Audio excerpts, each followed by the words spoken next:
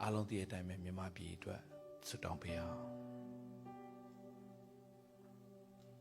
မန္တလေးမှာဆိုရင်ရက်ကွက်တိုင်းဟာမိုးတန်နေပြီပဲစကိုင်းမန္တလေး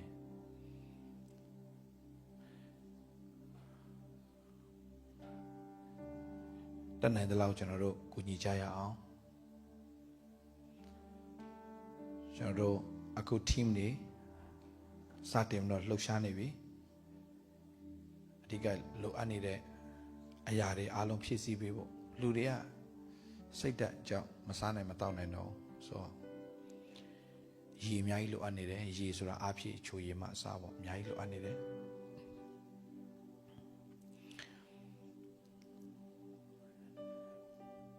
မြန်မာပြည်အတွက်လည်းတတိယဆူတောင်းပေးအောင်ဒုက္ခရောက်နေတဲ့သူတွေအတွက်လည်းဆူတောင်းပေးရအောင်တစ်ချိန်တည်းမှာပဲ online ဒီ online ကအားလုံးစီရောက်ပါစေမြန်မာပြည်ရဲ့စိတ်နှလုံးကောင်းစားဖို့ဆူတောင်းပေးအောင်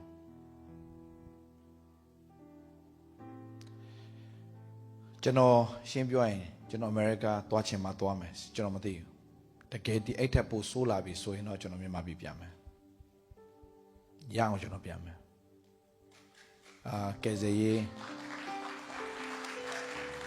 ကဲစေးလုပ်ငန်းတွေကလူတွေရဲ့စိတ်ဓာတ်ကပြပြသွားပြီစိတ်ဓာတ်ဥစ္စာလေးခြောက်ခြားသွားလေတော်တော်များများပေါ့နော်ခံစားရတဲ့မိသားစုတွေတော့ပိုဆိုးမှာပေါ့ဆိုတော့ကျွန်တော်တို့နေပြည်တော်မဟုတ် The Light Worship Center မြေမြို့ပြင်ဦးလွင်ကတင်းဦးဆရာကမနေ့ကကျွန်တော်ထွက်လာတဲ့အချိန်မှာကျွန်တော်အတင်သား9ယောက်ကိုကျွန်တော်တကြိုလိုက်ရတယ်တဲ့စိတ်မကောင်းကျွန်တော်ပြုစုနာပေါ့အခုမှပြောင်းလဲခါစားလေးတွေပေါ့နော်9ယောက်တဲ့အဲ့ဒါကျွန်တော်အတူပါချပြီးပြန်လာတာစိတ်ထဲမကောင်း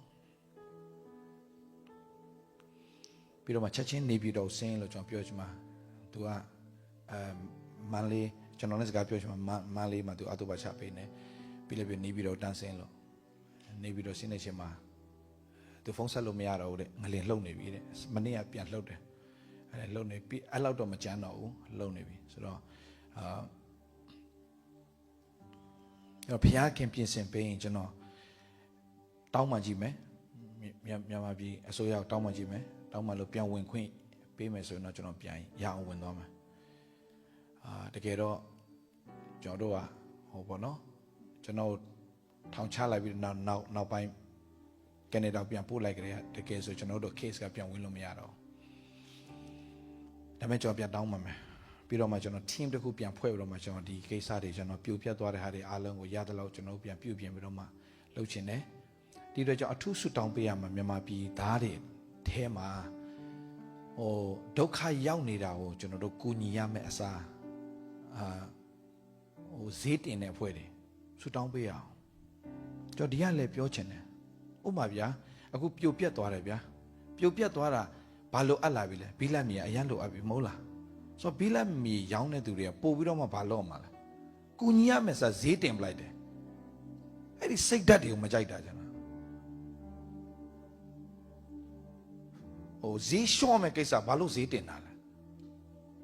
အဲ့လိုစိတ်ဓာတ်တွေပြင်ကြပါလို့ကျွန်တော်ဒီနေရာနဲ့ပြောချင်တယ်ဒုက္ခရောက်နေပြီဗျမြန်မာပြည်ဟိုဘယ်လိုခေါ်မလဲအရင်တိုင်းရောင်းဗျမဟုတ်လေနည်းနည်းလေးတင်ရောင်းဘာလို့ဆုဆက်တင်တာလဲဒီလိုဒုက္ခရောက်မှာအမြဲတမ်းအဲ့တိုင်းပဲပွဲလန့်လုံးဖြတ်ခင်းတယ်လို့ပြောရမလားဘယ်လိုပြောရမှန်းမသိဘူးဗျာဒီလိုစိတ်ဓာတ်မျိုးอ่ะမတိုးတက်စေဘူးကိုဗစ်တုန်းကလည်းတခုခုဆိုဈေးတင်ပြီတခုဆိုဈေးတင်ပြီတခုဆိုဈေးတင်ပြီအခွင့်အရေးရတယ်အခွင့်အရေးရတော့လှုပ်လိုက်အောင်မယ်ဆိုတဲ့စိတ်ဓာတ်ကမြန်မာပြည်မကောင်းစားစေဘူး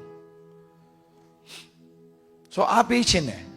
ကိုတတ်နိုင်တယ်လို့ကူညီပါတကဘာလုံးကလည်းဟာလာတတ်နိုင်တယ်လို့ကူညီနေကြပြီကိုမြန်မာပြည်သားအချင်းချင်းကူညီရမယ်စားဈေးတင်တဲ့အလုပ်တွေမလုပ်ကြပါနဲ့လို့ကျွန်တော်ဒီနေရာနေမေတ္တာရက်ခံခြင်းတယ်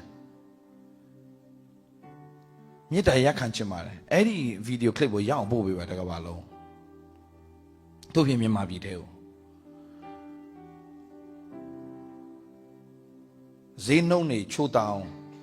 ဟိုဒီချိန်မှာဗျာဟိုမလှူနိုင်တော့မှဗျာကိုကုသိုလ်ယူပါဟိုဘယ်လိုခေါ်လဲဈေးနည်းနည်းချပြီးတော့ကုသိုလ်ယူရင်ပိုမကောင်းလားနော်ဈေးမချနိုင်တော့မှရှင်းပြောရင်ဗျာအလကားတောင်ပေးတင်တယ်ဗျာဒီလောက်ဒုက္ခတွေရောက်လူတွေသေနေတာဗျာမပေးနိုင်လည်းပဲဒါဝယ်ထားတဲ့အတွက်ကြောင့်ဆိုဈေးလေးချပြီးတော့မဟုတ်လည်းဈေးမချရင်လည်းအရင်တိုင်းမဟုတ်ရင်လည်းပေါ့ဗျာနည်းနည်းလေးတင်မော်အရင်နဲ့ဆွဆက်တင်တော့လူတွေဒုက္ခရောက်နေထပ်ပြီးတော့ဒုက္ခရောက်မယ်ကွက်တယ်ဖြစ်အောင်မလုပ်ကြပါနဲ့လို့ကျွန်တော်ဘာကောင်မှတော့မဟုတ်ပါဘူးဒါပေမဲ့လူသားတယောက်အနေနဲ့ကျွန်တော်တောင်းပန်ချင်ပါတယ်လို့နော်ဒါလေးပြောပြစီပြီးတော့မှကျွန်တော်အမေရိကအဖွဲ့တွေလည်းကျွန်တော်နားလည်ပေးပါကျွန်တော်တကယ်လို့ဒီကနေဝင်ခွင့်ရတယ်ဆိုရင်တော့မြန်မာပြည်ဝင်ခွင့်ရတယ်ဆိုရင်တော့ကျွန်တော်ဒီကနေလှည့်ပြန်มาဖြစ်တယ်မြန်မာပြည်လည်းကျွန်တော်ဝင်မယ်ဘယ်သူမှကျွန်တော်မတိုင်ပင်စရာမလိုဘူးကျွန်တော်တောင်းဝင်မယ်ကျွန်တော်မိသားစုတော့ကျွန်တော်လက်ခံမှာမဟုတ်ကျွန်တော်ပြန်ဝင်မယ်တတိယဆုတောင်းပေးပါအမေရိကမှာရှိတဲ့အဖွဲ့တွေတကယ်လိုအပ်နေပါတယ်မြန်မာပြည်မှာတကယ်ဥဆောင်ပြီးတော့မှတကယ်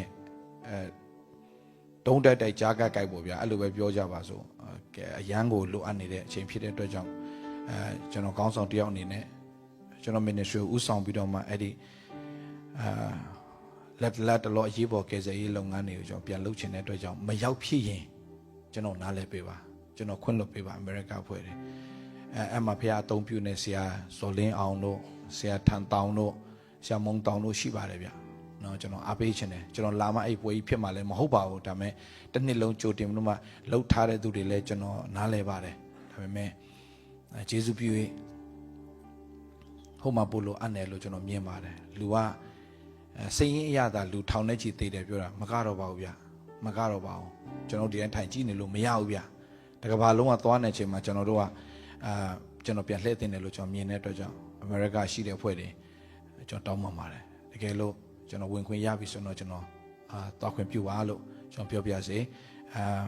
လာချင်ပါတယ်တကယ်လာဖို့လည်းကျွန်တော် ticket ဝယ်ထားပြီးသားမှာကျွန်တော်ကျွန်တော်လက်မှတ်လုပ်နေတဲ့ဆရာမထက်ဆရာမနော်မေးကြည့်ပါဒီကနေကျွန်တော်တန်းထွက်ဖို့ပြင်ဆင်ထားပြီးသားသူတို့အားလုံးဒါကျွန်တော် team တွေအကုန်လုံးသွားမှာကျွန်တော် media team တွေပါအကုန်သွားဖို့ပြင်ထားပြီးသားပါဒါပေမဲ့မပြောတတ်သေးဘူးကျွန်တော်အခုဝင်ခွင့်တောင်းမှကြည့်မယ်တောင်းမှကြည့်လို့ရတယ်ဆိုရင်တော့ကျွန်တော်ပြမယ်ဆိုတတ်နိုင်တဲ့လောက်ညီကိုမောင်မတွေအားလုံးလည်းဂျပန်ရှိတဲ့ညီကိုမောင်မတွေဒါမကဘူးတကဘာလုံးမှာရှိတဲ့မြန်မာလူမျိုးတွေတင်တို့ရဲ့ဟမ်ဘာဂါတစ်လုံးစာလေးကမိသားစုတစုခုကောင်းကောင်းစားနိုင်တဲ့အခြေအနေမှာရှိတဲ့အတွက်ကြောင့်အဲ့ဒါလေးလည်းအားလုံးပါဝင်ကြပါတတ်နိုင်တဲ့ဘက်ကနေတကယ်လုံနေတဲ့သူတွေစီကိုရအောင်ပို့ပေးကြပါတကယ်လုံလားမလုံလားလဲသွားလေ့လာကြပါတကယ်လုံတဲ့သူဆိုရင်တကယ်ပဲလိုအပ်နေတဲ့သူတွေစီကိုအရောက်ပို့နိုင်တဲ့သူတွေဖြစ်ဖို့ကျွန်တော်ကတော့ကျွန်တော်ရဲ့ team တွေအားလုံးအခုကျွန်တော် team ဖွဲ့ခိုင်းပြီးတော့မှကျွန်တော်လိုအပ်တဲ့နေရာတွေကားတွေစီစဉ်ပြီးတော့ကျွန်တော်လှုပ်ဖို့ရန်အတွက်ပြင်ဆင်နေပြီအထူးဖြင့်တော့ကျွန်တော်တို့နေပြီးတော့အတင်းသားတွေတော်တော်ထိခိုက်သွားတယ်တလိုက်တင်းသားတော်ထိခိုက်တယ်ကိုတင်းသားပဲကြည့်ဖို့ကျွန်တော်ပြောတာမဟုတ်ပါဘူးဒါပေမဲ့အရင်ဆုံးတော့ကိုယ့်ရဲ့နီးစက်ရဆိုလို့အဲ့ဒီတင်းသားတွေပဲရှိတဲ့အတွက်ပေါ့နော်ကိုညဲမှာဖြစ်တဲ့အတွက်ကြောင့်အားလုံးတတ်နိုင်တဲ့ဘက်ကနေကိုညီကြရအောင်နော်ဒါလေးလည်းပြောပြစေကိုအတိုင်းဝိုင်းနေပေါ့နော်ကိုမိသားစုအတိုင်းဝိုင်းဘယ်လိုလဲပါညာအခုဆိုကျွန်တော်စီကိုရောက်လာတဲ့သတင်းရှိတယ်ကျွန်တော်တရားမဟောခင်မှာကျွန်တော်ဒါလေးတွေကျွန်တော်ဘယ်လိုခေါ်မလဲကျွန်တော်ရင်ထဲမှာအဲ့ဒါပဲတောက်လျှောက်ရှိတယ်ဟိုစားဆရာဘာလုပ်အောင်မလဲဆိုအချိန်တိုင်းမှာကျွန်တော်မေးခွန်းတွေထုတ်နေတဲ့အတွက်ကြောင့်ဘာလုပ်အောင်မလဲကျွန်တော်ဘာလုပ်အောင်မလဲဆရာသွားမြန်မြန်သွားဆိုတော့ပြောနေတာရှိတယ်အခုဆိုရင်ဒီမှာဘာဖြစ်လဲဆိုတော့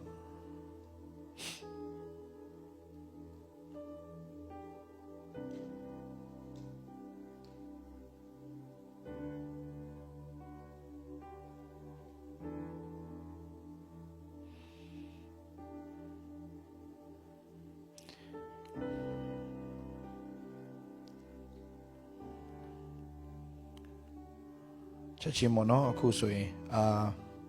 ဘယ်သူမှမစားနိုင်မတောက်နိုင်တဲ့စိတ်မရှိကြဘူးမစားနိုင်လို့တောက်ရည် ချွေးရန်ထွက်တော့ royalty အချိုရည်လိုမျိုးလိုအပ်နေတယ်အများဆုံးပို့ပေးပါပြီးတော့ဖဏတ်မပါတဲ့သူတွေကတ္တရာပေါ်မှာကျွတ်ကျွတ်အိတ်နင်းပြီးတော့မှရှောက်နေရတယ်အပြင်မှာအိတ်ကြတော့ချင်းတအားကြိုက်တယ်ချင်းတော့မရှိဘူးချင်းစေးအဝတ်ထဲလိုအပ်နေတယ်စပန်သားလို့ထဲမျိုးထင်းရက်အထီးရက်တောင်အမျိုးသမီးလာစဉ်သုံးအတွင်းခံနေလိုအပ်နေတယ်အကြိုက်ခဲပြောက်စေးတန်ကြီးလူစေးကိုယ်တိုင်အတွေ့အကြုံနေတဲ့အတွက်ကြောင့်လိုအပ်တဲ့ဟာတွေအားလုံးအမြဲဆုံးဖြည့်ဆည်းပေးပါလို့တောင်းလာတယ်ကျွန်တော်ဒါကိုနိုင်ပိုင်းတွင်းမှာကျွန်တော်လုပ်ဖို့ရန်အတွက်ကျွန်တော်ပြင်ဆင်ထားခိုင်းတယ်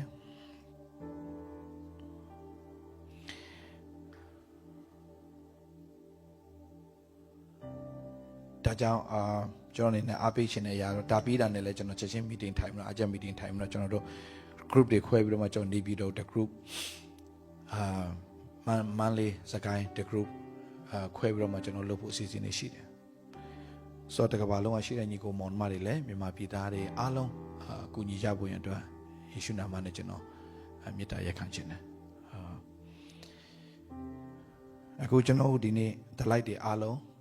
ရဲ့အလှငွေတွေအားလုံးကျွန်တော်အဲ့ကိုသွားမှာဖြစ်တယ်တကဘာလုံးက the light service ကဟာတွေအားလုံး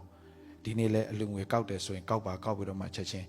ဥစ္စာပဲပို့ပါ the light ကဟာတွေအားလုံးကဥစ္စာပဲမြန်မာပြည်ထဲကပဲတမ်းတော့သွားဖို့ဖြစ်ပါလိမ့်မယ်နော်